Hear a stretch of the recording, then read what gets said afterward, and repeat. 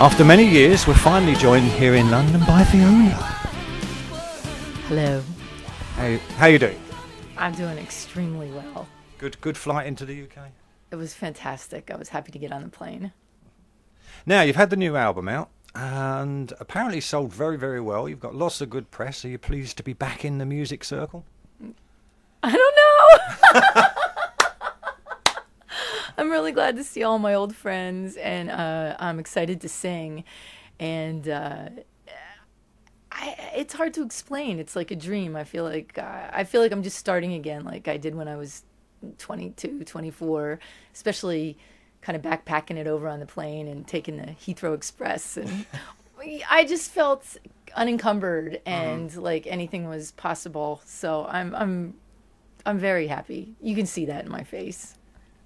Now, what was it that sort of, finally made you decide to record a new album? I think Miss Beck had something to do with it. It was actually looming death was what made me record it again. No, Robin, I'd been messing around with my friends through the years and doing all you end up getting asked to do ridiculous things like singing at christenings and funerals because you're a singer. It's terrible.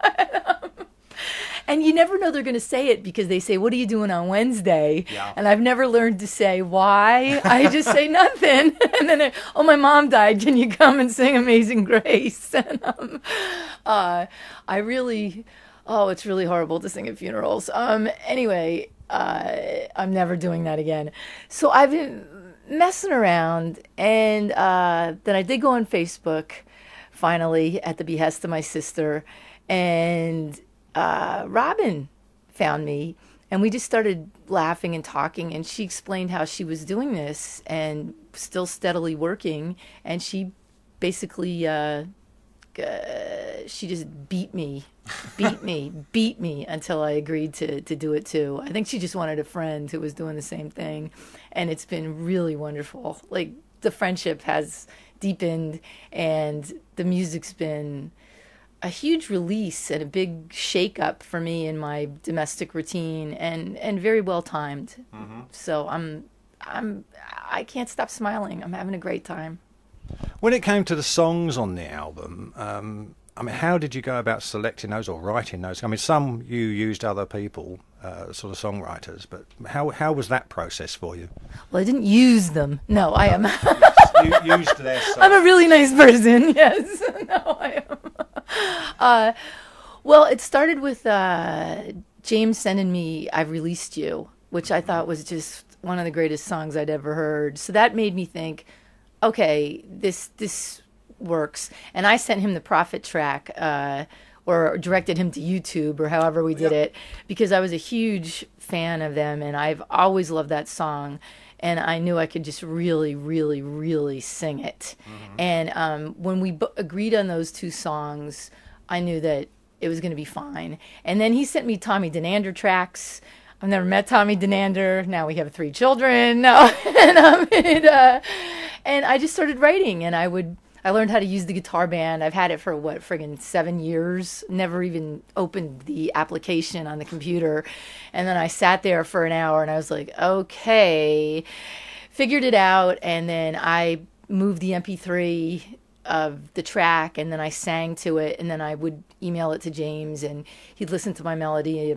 He never commented on my lyrics. He didn't care.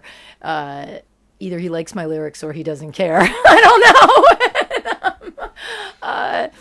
But he did talk to me about, like, I did something that was a little more snaky, and he didn't, not Whitesnake, Aerosmithy, like da da da da da da, and not stealing, but it was like first flow of blood donor or whatever. And he said, no, 80s, stick to this specific genre. And I did. So I would write several melodies, and when he got to the one that he liked, he'd say bingo, and then that was how we did it. You ended up with an album of sort of very fine songs. When you finished it, how sort of therapeutic was the whole thing? Well, I don't know. The way I could explain it was I was driving around in the car with my husband, and we played the CD, and he said, "Oh my God, I really like this," and and I said, you've never listened to it? Because I just go into the room and he goes, no, I've heard you do it 150,000 times, and but I never really paid attention. I just wanted you to turn it off. And he said, but listening to it as a full artistic endeavor, in the car where you really listen a lot. And he said, that was when it hit me how much I liked it too, because it is, when you do it, you're doing one thing at a time. And I was just standing in front of the computer like some kind of a weirdo singing at the computer because I didn't have a mic. I just sang into that little hole, on the bottom of the iMac. And I never played him anything. I didn't like come home and play him a track or say, what do you think? We don't have that kind of relationship because I don't really think he cares. And the kids would sing the stuff a little bit and give me comments and then decide to write their own songs and interrupt me, come in and say, I've written this one. How about this, Mom? And so I feel really proud.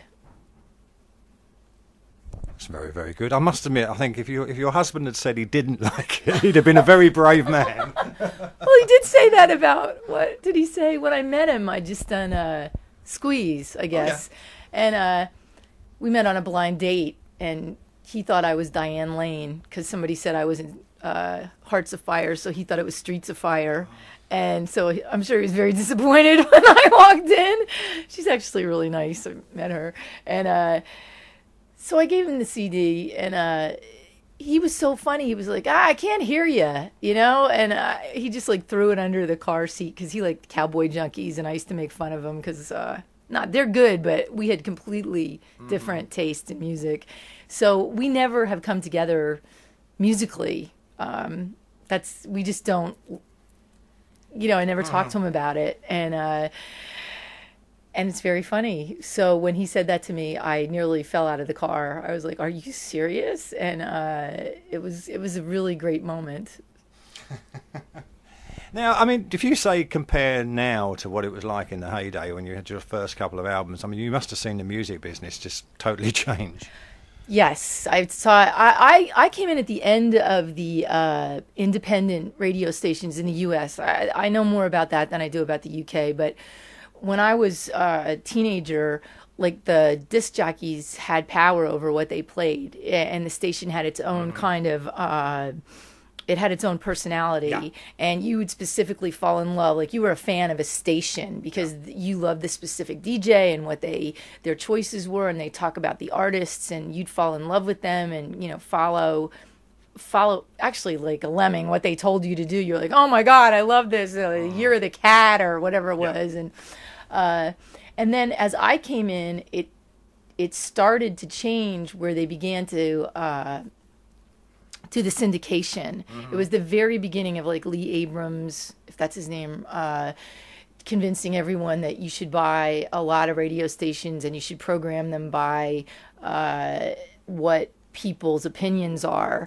And they like movies where you have like people come and sit down and listen to the songs and they decide. And so the playlists got very tight, and the record companies had to do a lot of pay for play and taking people out. And so I was there at the very beginning of that. Like I think my first record, there was still some independence, and it broke out of Boston at BCN. But even during that one, I experienced like having to go to conventions where they were doing, I forget what it was called, but I'd have to go up and introduce myself to the muckety muck who was in charge of programming for the whole U.S. And I really didn't understand it at all. I didn't understand why I was asked to go over and get Mark Gastineau's autograph for some DJ not a DJ, a PD, a program director. But I was game, and I was young, and they were flying me to Florida, and I was like, sure, So one of my big memories is really having no idea what I was doing. Like, I truly did not understand why people knew I was in a town. I didn't understand there was a big machine and that Atlantic had regional and local representatives. I don't know if this is interesting to anybody, sorry. But I would be asleep in a hotel room and the phone would ring and it would be the local Atlantic rep, and I'd say, hi, how'd you know I was here? honest to God. And the guy would be scratching his head like, what an idiot.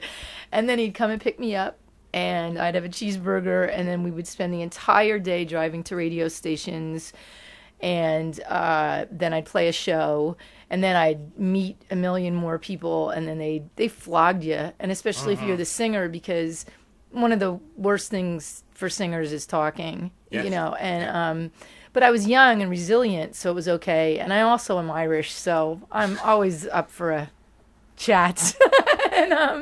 and it was cheap because it was just me. Nobody wanted to meet anybody else in the band, so they just throw me in the rental car or the plane, and I went and told stories and had a great time. And of course, the MTV era was also sort of around. Right. MTV was just starting, and I, of course, was like totally in love with MTV. Like, couldn't turn it off. Was just fascinated and thrilled, and this is what I wanted to do, and I wanted to be on MTV. You know, just like any other kid at that time, and I was, and it was great. And because of MTV, I got some acting work, and I'd go up to the MTV offices and meet people there, and it was a really heady experience, and it happened really quickly, and it was a lot of fun.